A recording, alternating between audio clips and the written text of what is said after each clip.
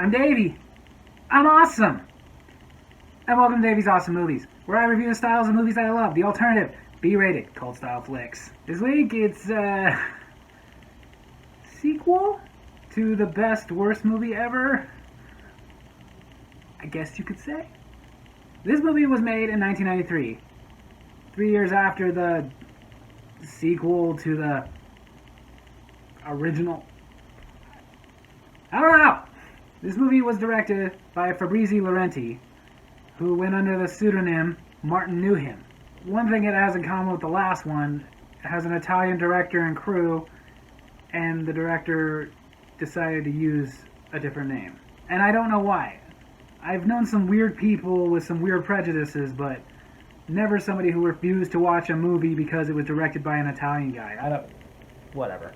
It was also a little bit directed by Joe D'Amato, who also produced this, but for some reason he decided to go uncredited. It was also written by the director Fabrizio Laurenti, or Martin Knew Him, as well as Albert Lawrence and Daniel Steele. It was made by Film Mirage and distributed by Epic Productions, as well as Columbia TriStar Home Video. Ladies and gentlemen, the sort of sequel, I guess, to Troll and Troll2. Its original title was Contamination.7, but it's also been released as Troll 3, and released as The Creepers, and released as The Crawlers. But I like to go with Troll 3. But the copy I have is The Crawlers. After the credits of a truck carrying barrels of toxic waste, we see a couple of girls on a bus. Susan, played by Chelsea Starr, and Josie, played by Mary Sellers. Susan starts a conversation with Josie about how she's so excited because she's on her way to Seattle. I'm going to see my boyfriend for 2 more days. I can't wait. Well, you're gonna. The bus makes a quick pit stop so that the driver can get out and tinkle. The second he closes the bathroom door, Susan gets out to go get herself something to drink. She's parched.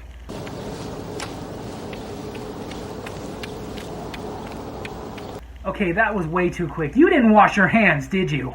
Ew. Of course, the bus drives off without Susan, leaving her there at a gas station in the middle of nowhere. Excuse me, sir. When's the next bus? Thursday. What? The gas station owner, Jack, tells her that it's in town.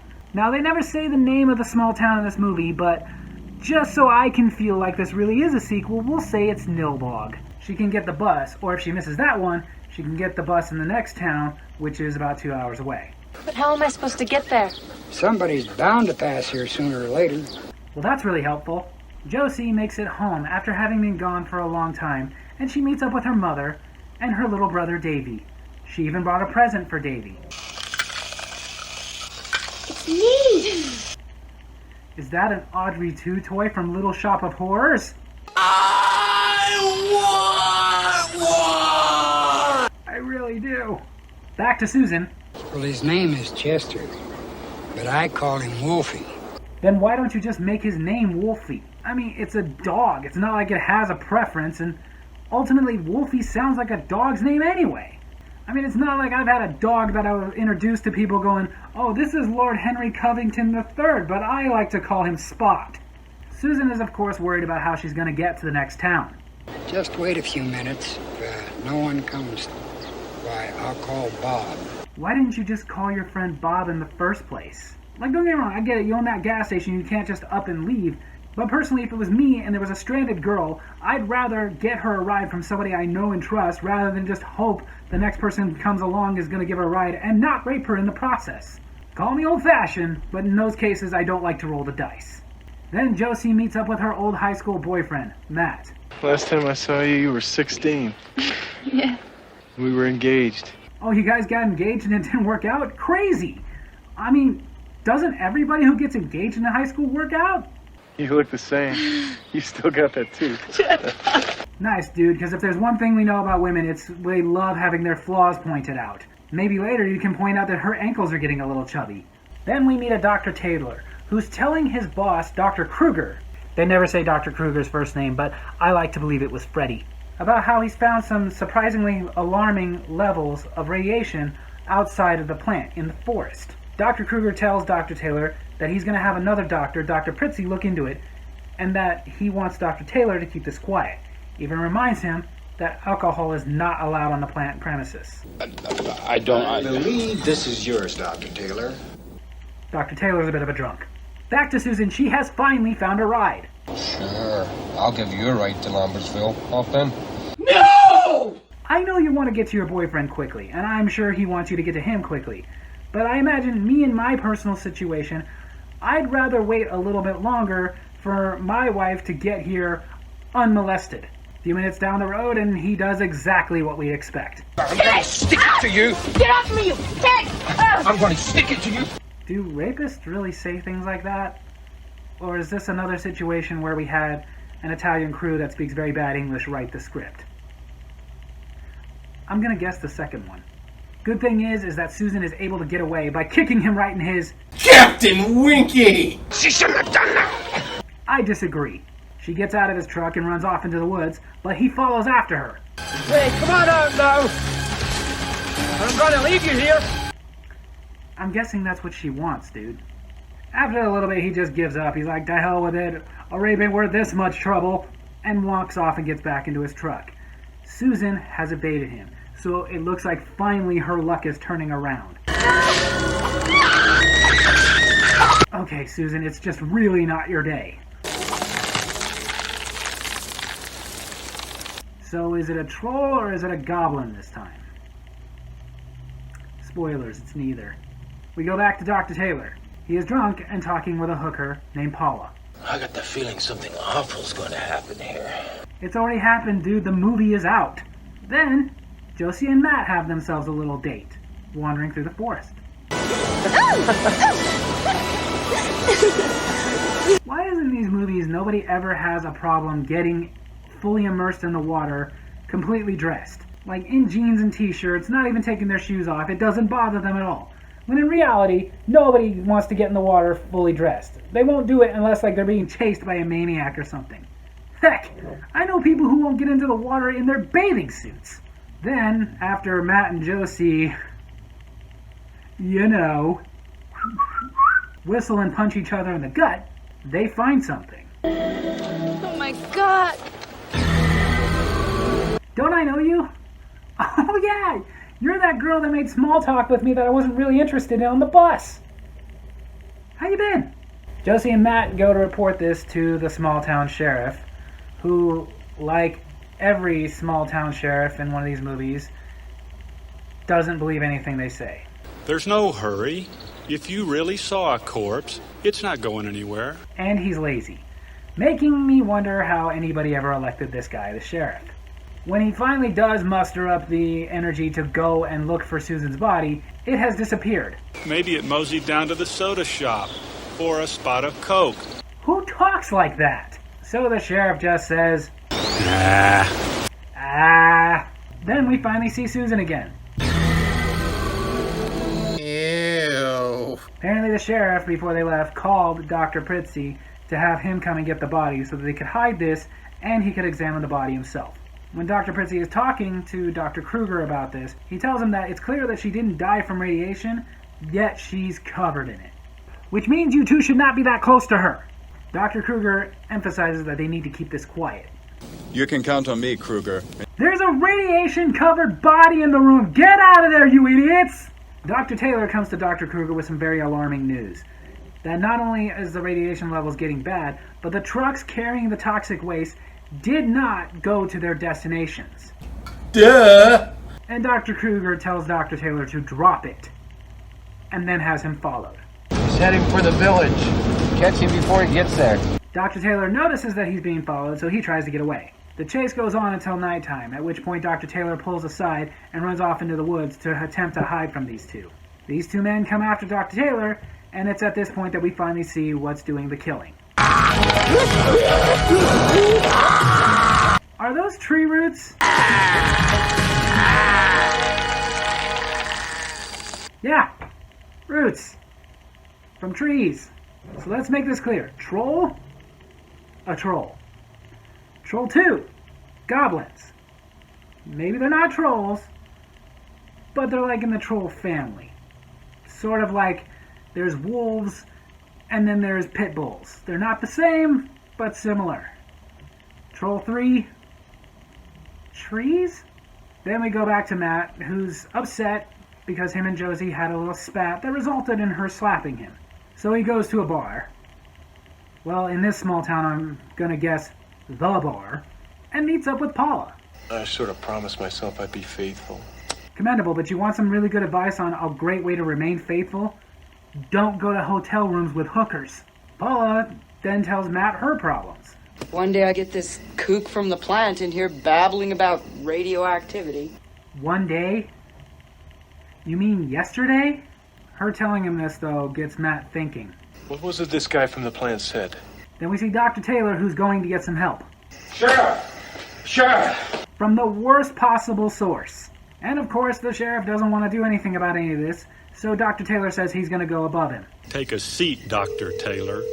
Dr. Taylor tries to explain what is going on. The entire forest is radioactive. That is an awfully small jail cell. Paula gave Matt the map that Dr. Taylor had left there that had his findings, but Matt doesn't understand them. So to try to make better sense of it, he goes on a helicopter ride with his dad, who is a farmer and has a helicopter. And they don't explain this. When they're done on their helicopter ride, Found Jack's body in the woods. then we instantly meet Jack's grandson, Brian, who got there very quickly. Brian is meeting with the sheriff, who's telling him that his grandpa Jack got mauled by a bear. Brian wants to see his grandfather's body. The coroner ordered the body buried immediately. Yeah, coroners don't do that. Not unless there's something toxic in the body, like it's been contaminated. Or contaminated 0.7. No? Okay, I thought I'd just try that. At least I did try. You all just sit there on your ass and let me do all the work. The sheriff tells Brian they tried to get in touch with him before the funeral. Something very strange is going on around here. Duh! Turns out Brian is not just Jack's grandson, he's also an investigative reporter. The sheriff calls Dr. Kruger to tell him this. We don't want him making a connection to the power plant. Yes, because if Brian makes a connection, that could be bad for them. He's getting panicky just thinking about it. Back at the lab, Dr. Pritzi has learned something. These plants are carnivorous. Yeah, except they haven't actually eaten anybody. In fact, throughout this movie, they never eat anybody. They just strangle everybody to death. Later, we see Brian meeting with Matt and Josie even brought her little brother Davy. Matt shows Brian the map he found and how he can't understand it. Brian, though, can understand it. He says these are measurements in G degrees. But Matt doesn't know what that means. I know what it means. It measures nuclear radioactivity. Wow, Davy. That's impressive. Josie asks Matt where he got that map. He does tell her he got it from Paula. I know who Paula is. She's the hooker. Davy is awesome. Matt tells her it's not what she thinks. Just glad to know you have some new buddies. Okay, Josie, it's really not the time to be getting jealous. Looking for answers, they go to dig up the body of Brian's grandfather, Jack. But it's not there. So they get other answers. They go and dig up his dog, who had also been killed by these trees. Your grandfather was burying the dog over here somewhere, but I wasn't paying attention. Turn your head! There's the marker right there. Duh! But just then, I wouldn't trouble myself, boys. he tells them to get inside the trailer with Josie and Davy. Once he's inside, though... Yeah! What? I've been waiting for this one to die. This is the only time this actor has shown any emotion in this movie. You got something in your eye. Matt takes Josie and Davy to their home so they can get their mom and get out of there. Not Davy! He's awesome! Oh good, that was close. Nobody wants Davy to die. But then the trees get Josie! If it's that easy, why did nobody else just pull the roots off? Matt gets his dad and they decide that they need to get some help, but they can't call anybody because the trees have taken out all the phone lines. And as luck would have it, they run into Dr. Taylor. I need to get to the nuclear plant. Can you give me a ride? Yes, because your boss at the power plant has been just so helpful in this whole situation. In the car, Dr. Taylor explains to them that the plant has been dumping toxic waste into the forest. Duh! And now the tree roots have mutated. Duh! basically everything we've already known for about an hour at this point. They get to the power plant and try to get Dr. Kruger to help them. They think that he'll help them because... You? I got nothing. You want me to cooperate? This guy graduated from the Casper Van Dien School of Acting. Then Dr. Kruger pulls out a gun. They're never going to get me. But he'll get them in their dreams. We don't care if you get it. Dr. Taylor says they need to get to the site of the dumpings and dig up the barrels so that they can stop the spread. Which doesn't make any sense because the waste has already been dumped. It's not going to make a difference if you get rid of the barrels. Brian says they need to get help from the EPA. EPA? Oh, EPA. I'm sorry. They tell him there's no time. I'm not going. Geek. You tell him, Davy! Just then, the entire town shows up because they're all going to help to get these barrels up and stop this contamination, even though it wouldn't work. Including Paula. When she arrives, everybody gets all quiet. Until Josie and Davy's mom, who doesn't get a name in this, says something. Thanks for coming to help us out. For crying out loud, take the rollers out of your hair! Dr. Taylor and Matt's father, Bob, use Bob's helicopter to go looking for the contamination site. When they find it... Well, if the tree root doesn't kill you, the fact that you got fully immersed in that contaminated water will. Bob sees Dr. Taylor being killed. Oh, God! Well, that's a reaction. Oh, no! Don't get too emotional, man. The roots also wrap around the helicopter as Bob is trying to get away. He can't get away, so he shoots off a flare so the entire town will know where the site is. We should find my father first. He's got to be nearby. Sort of. When they all get there, though, they have to tell Matt that they found his father. Don't go. There's nothing you can do. Okay. The townspeople go about starting to dig up all the barrels and stuff and loading them into trucks to get them away to get the contamination to stop spreading. I can't stop pointing out that that logic is extremely flawed. While they're doing this, though, the trees literally start picking people off. And people just go about their work as people are being killed right next to them. Hey, Gordon, I found another one over here. Yeah, one by one. Just grabbing somebody, killing them, everybody just going about their business. There's too many of them. There's nothing we can do. How about this? Since the whole town knows that this entire area is contaminated, why don't you guys try evacuating? Just then, one of the roots gets Davy! Oh, thank you, Paula. Sorry no one saved you. Just when things are looking their most hopeless, bunch of bulldozers show up.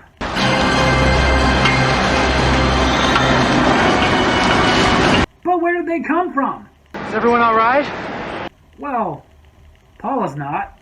Brian had gone to get some help. Which shows that you guys really should have just listened to him instead of calling him a geek. The day is saved and Brian is going home. And then we get some pointless dialogue of Brian mentioning his wife. And Josie saying that she didn't know he was married. Yeah. What, is that so funny? No, what's kind of funny is that this pointless dialogue was thrown in the last minute just to make your character out to be more of a loser, I guess. Then we flash forward. Hello? Hi, Brian. I'm guessing about 8 or 9 months. Josie and Matt are going to have themselves a baby.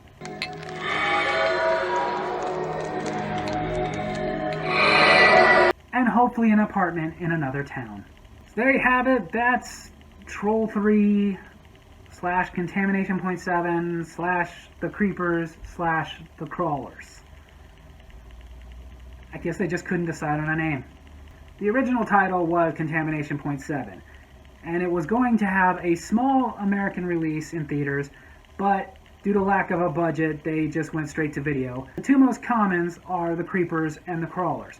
Especially since they went to DVD and Blu-rays, more than likely you're going to find this as the Crawlers. Kind of like me. But I still just love to call it Troll 3 because of how ridiculous that is.